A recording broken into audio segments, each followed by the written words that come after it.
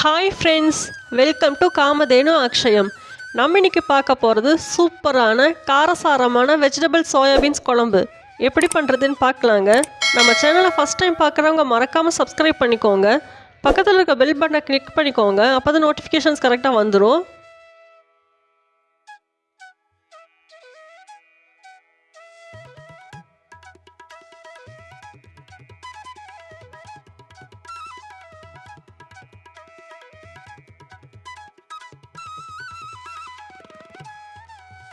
குழம்புக்கு முதல்ல மசாலா ரெடி பண்ணிடலாம். அதுக்கு கடாயில் 1.5 டேபிள் ஸ்பூன் எண்ணெய் விட்டுருக்கேன். எண்ணெய் நல்லா சூடாயிருச்சு. இப்போ 2 டீஸ்பூன் வர மல்லி சேர்த்துருக்கேன், தனியா. இப்போ இது கூடயே கருவேப்பிலை, வரமிளகா, இஞ்சி சேர்த்துக்கலாம். 4 துண்டு இஞ்சி எடுத்திருக்கேன். கொஞ்சமாக கருவேப்பிலை எடுத்திருக்கேன். 4 வரமிளகா கிள்ளி வச்சுருக்கேன். இந்த குழம்பு கொஞ்சம் காரமாக இருந்துச்சுன்னா டேஸ்ட்டு நல்லா இருக்கும். அதுக்காக இப்போ இது ஒரு 2 நிமிஷம் போல் நல்லா வணக்கி விட்டுறலாம். கருவேப்பிலை நல்லா பொரிஞ்சா குழம்பு நல்லா டேஸ்ட்டாக இருக்கும், நல்லா வாசமாகவும் இருக்கும். கருவேப்பிலை நல்லா பொரிஞ்சிருச்சு. இப்போ வெங்காயம் சேர்த்துக்கலாம். 2 மீடியம் சைஸ் வெங்காயம் நீளவாக்கில் கட் பண்ணி வச்சுருக்கேன். இதையும் சேர்த்திக்கிறேன். வெங்காயம் நல்லா கலர் மாதிரி வரட்டும், அது வரைக்கும் வணக்கி விட்டுறலாம். இதுக்கு நம்ம சின்ன வெங்காயம் சேர்த்துக்கலாம், பெரிய வெங்காயம் சேர்த்திக்கலாம், ஆப்ஷனல் தான். வெங்காயம் நல்லா வதங்கிருச்சு, நல்லா ப்ரௌன் கலர் ஆயிடுச்சு. இது மாதிரி வதக்கும் போது குழம்பு நல்லா டேஸ்ட்டாக இருக்கும். இப்போ நம்ம இது கூட தக்காளி சேர்த்துக்கலாம். இது பார்த்திங்கன்னா 2 மீடியம் சைஸ் தக்காளி எடுத்திருக்கேன், ஆப்பிள் தக்காளி. இதையும் சேர்த்து வணக்கி விட்டுறலாம். நாட்டு தக்காளி சேர்க்கும் போது கொஞ்சம் புளிப்பாக இருக்கிற மாதிரி இருக்கும், அதுக்காக ஆப்பிள் தக்காளி சேர்த்துருக்கேன். இது கூட கொஞ்சமாக விரலி மஞ்சள் பீசஸ் எடுத்திருக்கேன், அதையும் சேர்த்துக்கலாம். விரலி மஞ்சள் துண்டு இது மாதிரி சேர்க்கும் போது நம்ம மஞ்சத்தூள் சேர்த்துக்கணுங்கிறது அவசியம் இல்லை. தக்காளி நல்லா வதங்கட்டும். தக்காளி நல்லாவே மசிஞ்சிருச்சு, போதும், ஸ்டவ் ஆஃப் பண்ணிடலாம். இது நல்லா ஆறினதுக்கப்புறம் மசாலா அரைச்சிடலாம். மசாலா அரைச்சிட்டு வந்துட்டோம்னா குழம்பு வைக்கிறது தான். குழம்பு வைக்கிறதுக்கு கடாயில் 1.5 டேபிள் ஸ்பூன் எண்ணெய் விட்டுருக்கேன். இன்னும் நல்லா காஞ்சிருச்சு. 1/4 டீஸ்பூன் கடுகுளுந்த பருப்பு சேர்த்துருக்கேன். இப்போ தாளிக்கிறதுக்கு கொஞ்சமாக வெங்காயம் எடுத்திருக்கேன், கொஞ்சமாக கருவேப்பிலை எடுத்திருக்கேன், ஒரு வரமிளகா கிள்ளி வச்சுருக்கேன், 5-6 பல் பூண்டு தட்டி வச்சுருக்கேன். இதையும் சேர்த்து வணக்கி விட்டுறலாம். வெங்காயம் நல்லா கலர் மாதிரி வரட்டும்.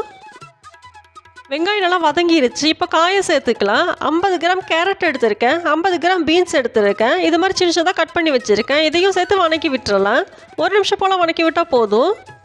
எண்ணெயில் இது மாதிரி காயை வணக்கும் போது நல்லா டேஸ்ட்டாக இருக்கும் குழம்பு. அதுக்காக குழம்புல காய் பார்த்திங்கன்னா ஆயில் கோட்டிங்காக பார்க்குறக்கும் நல்லாயிருக்கும்.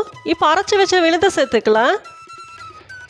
விழுது சேர்த்துட்டு ஒரு பெரட்டி விட்டுறலாம். நல்லா பெரட்டி விட்டுட்டு தேவையான அளவுக்கு தண்ணி சேர்த்துக்கலாம். இந்த குழம்பு ரொம்ப கெட்டியாகவும் வேண்டாம், ரொம்ப தண்ணி குழம்பாகவும் வேண்டாம், மீடியம் கன்சிஸ்டன்சியில் இருந்தால் சரியாக இருக்கும். தேவையான அளவு தண்ணி சேர்த்தியாச்சு. இப்போ இது கூட 100 கிராம் சோயாபீன்ஸ் சேர்த்துக்கிறேன்.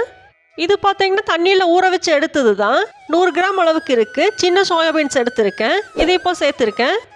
சோயாபீன்ஸை எண்ணெயில் போட்டு வணக்கணுங்கிறது அவசியம் இல்லை, இப்போ டைரெக்டாகவே சேர்த்துடலாம். எண்ணெயில் போட்டு வணக்கும் போது எண்ணெய் பூராத்தையும் இழுத்துரும், அப்போ குழம்பு நல்லா இருக்காது. இது மாதிரி குழம்பு தேவையான அளவு தண்ணி சேர்த்துட்டு நம்ம சோயாபீன்ஸ் சேர்த்துக்கலாம். இப்போ தேவையான அளவுக்கு கல்லுப்பு சேர்த்துருக்கேன். உப்பு சேர்த்துட்டு நல்லா கலந்து விட்டு மூடி வச்சிடலாம். குழம்பு நல்லா கொதிக்க ஆரம்பிச்சதுக்கப்புறம் மூடி வச்சுருங்க.